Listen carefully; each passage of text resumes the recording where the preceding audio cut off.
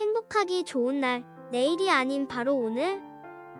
오늘도 부처님의 말씀 듣도록 하겠습니다. 제6장 보살명남품. 문수보살은 첫 번째로 각수보살에게 물었다. 불자여, 마음의 본성은 하나임에도 불구하고 어찌하여 이 세상은 여러 가지 차별이 있습니까? 행복한 사람이 있는가 하면 불행한 사람이 있고, 사지가 완전한 사람이 있는가 하면 불구자도 있으며, 용모가 단정한 사람이 있는가 하면 보기 싫은 사람도 있습니다. 괴로워하는 사람이 있는가 하면 즐거워하는 사람도 있습니다. 또 자신의 세계를 반성하여 보면 업은 마음을 알 수 없고 마음은 업을 알지 못합니다. 감각은 그 결과를 알 수 없으며 결과는 감각을 알지 못합니다. 마음은 감각을 알지 못하며 감각은 마음을 알지 못합니다. 이는 연을 알지 못하며 연은 인을 알지 못합니다.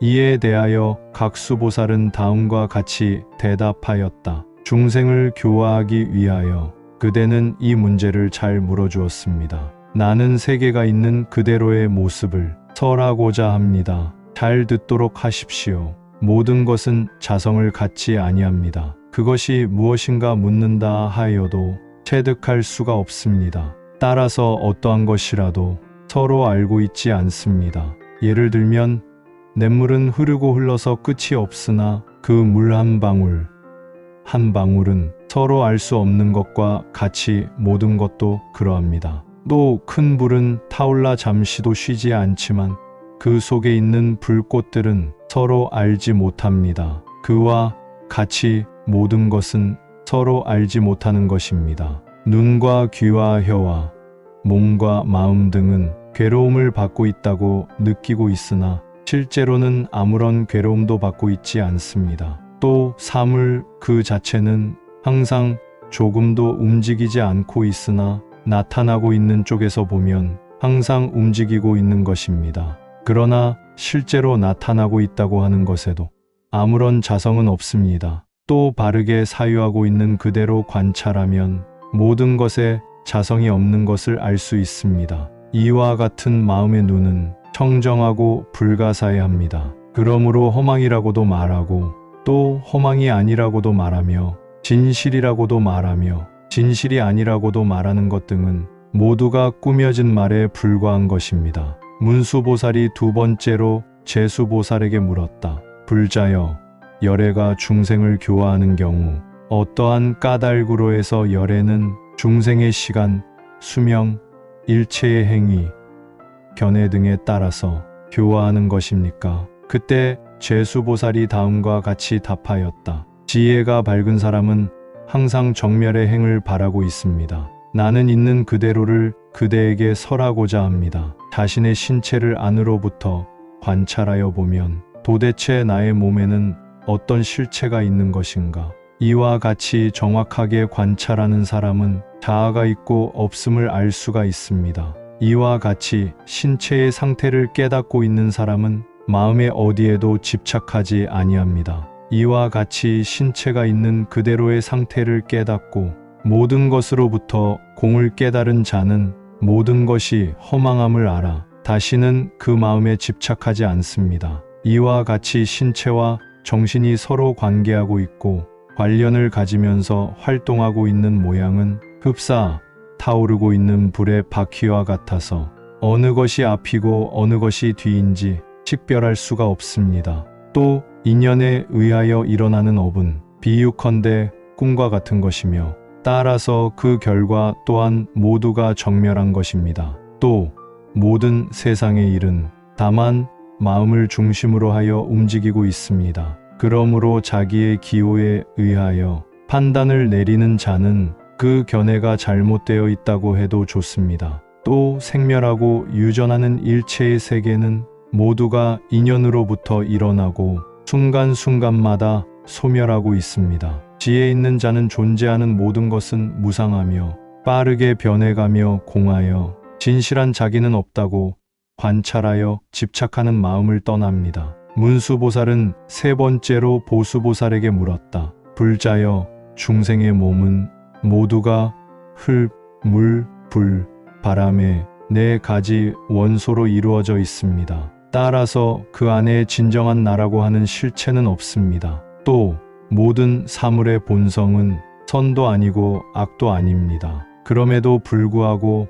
어떠한 까닭으로 중생에게는 괴로움과 즐거움이 있고 선과 악이 있으며 모습이 단정한 자와 추악한 자가 있습니다. 그때 보수보살은 다음과 같이 답하였다. 저마다 행하는 업에 따라서 과보를 받고 있는 것이며 그 행하는 실체는 존재하지 않습니다. 이것이 모든 부처님께서 설하신 가르침입니다. 예를 들면 밝은 거울에 비치고 있는 영상이 여러 가지듯이 업의 본성도 그와 같습니다. 혹은 식물의 종자는 서로 알지 못하는 사이에 싹을 내는 것과 같이 업의 본성도 또한 그와 같습니다. 또 많은 새들이 저마다 다른 소리를 내는 것과 같이 업의 본성도 또한 그와 같습니다. 또 지옥에서 받는 괴로움은 밖에서 별도로 오는 것이 아닌 것과 같이 업의 본성도 또한 그와 같습니다. 문수보살은 4번째로 덕수보살에게 물었다. 불자여, 부처님께서 깨달은 진리는 다만 하나입니다. 그럼에도 불구하고 어떠한 까닭으로 부처님은 무량한 법을 설하고 무량한 소리를 내며 무량한 몸을 나타내는 것입니까? 또 초인적인 힘에 의하여 나타나는 여러 가지 이변을 무량하게 보여서 무량한 중생을 교화하는 것입니까? 더욱이 법성 안에서 이와 같은 차별을 구한다면 얻을 수 없는 것이 아닙니까? 그때 덕수보살은 다음과 같이 답하였다. 불자여, 그대의 질문은 실로 의미가 깊습니다. 지혜 있는 사람이 이것을 깨닫는다면 항상 부처님의 공덕을 구할 수 있을 것입니다. 예를 들면 대지의 본성은 하나이면서도 모든 중생을 저마다 안주시키고 있고 그러면서도 대지 자신은 아무런 분별도 하지 않습니다. 모든 부처님의 법도 또한 이와 같습니다. 또 불의 본성은 하나이면서도 모든 것을 태워 없애지만 불 자신에게는 아무런 분별도 없는 것과 같이 모든 부처님의 법도 또한 그와 같습니다. 또 큰 바다에는 무수한 강물이 흘러 들어가고 있지만 그 맛에서는 조금도 변함이 없는 것과 같이 모든 부처님의 법도 또한 그와 같습니다. 또 바람의 본성은 하나이면서도 일체의 것을 날려보냅니다. 그러나 바람 그 자체에는 아무런 변함이 없는 것과 같이 모든 부처님의 법도 또한 그와 같습니다. 또 태양은 시방의 모든 것을 비추지만 그 빛에 차별은 없습니다. 이와 같이 모든 부처님의 법 또한 차별이 없습니다. 또 하늘의 밝은 달은 모든 사람이 똑같이 우러러봅니다. 하지만 달은 어느 한 사람에게 마음을 두지 않는 것과 같이 모든 부처님의 법도 그러합니다. 5번째로 문수보살은 목수보살에게 물었다. 불자여, 열애의 복전은 하나인데 어찌하여 중생이 받는 과보는 각기 다릅니까? 중생에게는 모습이 아름다운 자도 있고 추한 자도 있으며 귀한 자도 있고 천한 자도 있고 부자도 있고 가난한 자도 있고 지혜가 많은 자가 있는가 하면 적은 자도 있습니다. 그러나 열애는 평등하여 친하고 친하지 않음의 분별이 없습니다. 어째서입니까? 그때 목수보살은 다음과 같이 답하였다. 예를 들면 대지는 하나입니다. 친하고 친하지 않음이 없습니다. 그러나 여러 가지 식물의 싹을 트게 하는 것과 같이 복전도 또한 그와 같습니다. 또 같은 물이지만 그릇에 따라서 그 모양이 달라지는 것과 같이 모든 부처님의 복전도 중생에 의하여 달라집니다. 또 변제천이 사람을 즐겁게 하는 것과 같이 모든 부처님의 복전도 또한 중생을 즐겁게 합니다. 또 밝은 거울이 여러 가지 영상을 비추는 것과 같이 모든 부처님의 복전도 시방세계를 남김없이 비춥니다. 문수보살은 6번째로 진수보살에게 물었다. 불자여, 부처님의 가르침은 하나이면서도 가르침을 들은 중생은 어찌하여 똑같이 번뇌를 끊을 수가 없습니까? 그때 진수보살은 다음과 같이 대답하였다. 불자여, 잘 들으시오. 나는 진실한 가르침을 설하고자 합니다. 중생에게는 신속하게 해탈하는 자가 있는가 하면 그렇지 못한 자도 있습니다. 만약 미혹을 없애고 해탈에 도달하고자 생각한다면 항상 마음을 굳게 갖고 커다란 정진을 일으켜야 합니다. 예를 들면 젖은 나무에는 불이 잘 피지 못하는 것과 같이 불법 안에서 게으른 자 또한 그와 같습니다. 한편 불을 피울 때에도 자주자주 쉬게 되면 불길은 약해지고 이윽고는 꺼져버립니다. 게으른 자도 이와 같습니다. 결국 게으른 자가 불법을 구한다고 하는 것은 눈을 감고 빛을 보고자 하는 것과 같습니다. 문수보살은 7번째로 법수보살에게 물었다. 불자여, 중생 가운데는 불법을 듣기만 해서는 번뇌를 끊을 수 없는 자가 있습니다. 불법을 들으면서도 탐욕을 일으키고 성내는 마음을 일으키며 어리석은 생각을 갖고 있는 것은 어떠한 까닭입니까? 그때 법수보살은 다음과 같이 대답하였다. 불자여, 다만 듣기만 하여서는 불법을 체득할 수가 없습니다. 이것이 구도의 진실한 모습인 것입니다. 예를 들면 아무리 맛있는 음식이 많이 있다 해도 입으로 먹지 않으면 굶어 죽는 것과 같이 다만 듣기만 하는 자도 또한 그와 같습니다. 또 온갖 약을 알고 있는 훌륭한 의사일지라도 스스로의 병은 고치지 못하는 것과 같이 다만 듣기만 하는 자도 또한 그와 같습니다. 또 가난한 사람이 낮과 밤을 가리지 않고 남의 보물을 세워도 스스로는 반 푼조차도 갖지 못하는 것과 같아 다만 듣기만 하는 자도 그와 같습니다. 또 장님이 그림을 그려서 남에게 보여준다 해도 스스로는 볼 수 없는 것과 같이 다만 듣기만 하는 자도 그와 같습니다. 또 물속에 떠다니면서도 물을 마시지 못하고 드디어는 목말라 죽는 사람이 있는 것과 같이 듣기만 하는 자도 또한 그와 같습니다. 문수보살은 8번째로 지수보살에게 물었다. 불자여, 불법 중에서는 지혜를 제일로 삼는데 부처님께서는 어떠한 까닭으로 내 가지 한량없는 마음을 찬탄하는 것입니까? 이러한 법은 최고의 깨달음을 얻을 수 있는 것입니까? 그때 지수보살은 다음과 같이 대답하였다. 불자여, 잘 들으십시오. 과거, 현재, 미래의 부처님은 다만 한 법으로는 이없는 최고의 깨달음을 완성할 수가 없습니다. 다시 말하면 열애는 중생의 성질을 잘 알아서 그때마다 적절한 법을 설하고 있습니다. 탐욕하는 중생에게는 보시를 가르치고 바른 생활을 하지 않는 중생에게는 지계를 가르치며 성 잘 내는 중생에게는 인욕을 가르치고 게으른 중생에게는 정진을 가르치며 마음이 혼란하기 쉬운 중생에게는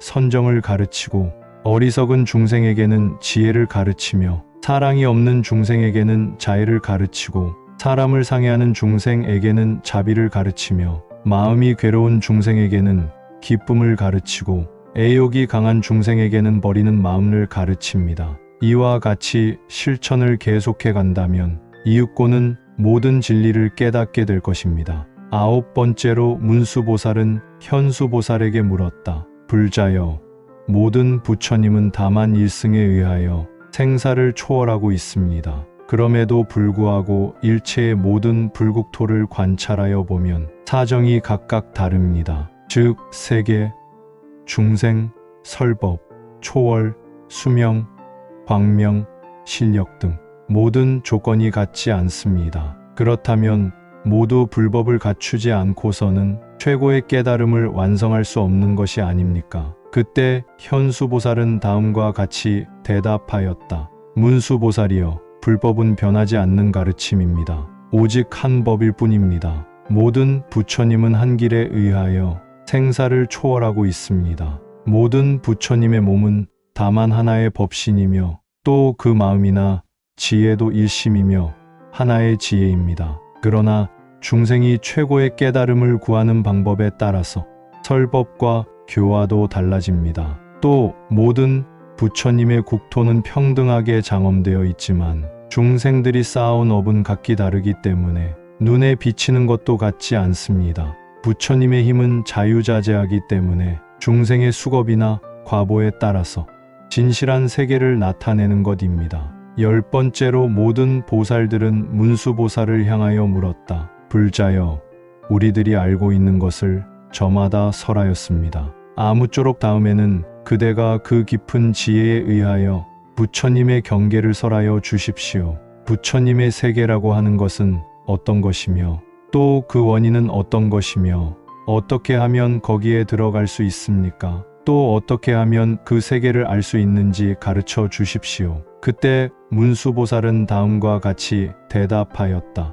열애의 깊은 세계는 흡사허공과 같이 광대합니다. 설사 중생이 거기에 들어간다 해도 진실로는 들어가지 못하는 것과 같습니다. 세계의 원인은 오직 부처님만이 알고 있으며 가령 부처님이 헤아릴 수 없는 오랜 세월을 설법하신다고 해도 그 모든 것을 다 설할 수는 없을 것입니다. 부처님께서 중생을 해탈시키고자 할 때에는 중생의 마음이나 지혜에 따라서 불법을 설하십니다. 그리고 아무리 설하여도 불법은 다하지 않습니다. 이와 같이 부처님은 중생의 능력에 따라서 자유자재하게 설하여 무수한 중생의 세계에 들어가시지만 부처님의 지혜는 항상 맑고 고요합니다. 이것은 오직 부처님만의 세계인 것입니다. 부처님의 지혜는 과거, 현재, 미래에 걸림이 없으며 그 세계는 마치 허공과 같습니다. 부처님의 세계는 업도 아니고 번뇌도 아니며 정멸도 아닙니다. 또 의지할 곳도 없습니다. 그러나 평등하게 중생의 세계에서 활동하고 있습니다. 일체 중생의 마음은 과거, 현재, 미래 안에 있고 부처님은 단 한 생각만으로 중생의 마음을 낱낱이 분명하게 압니다. 문수보살이 이와 같이 설했을 때 부처님의 신통력에 의하여 이 사바세계에 있는 모든 중생의 수겁과 신체, 능력, 지계 등의 각기 다른 상태가 나타났다. 이와 마찬가지로 시방의 무량무수한 세계에 있는 중생의 차별도 분명하게 나타났다.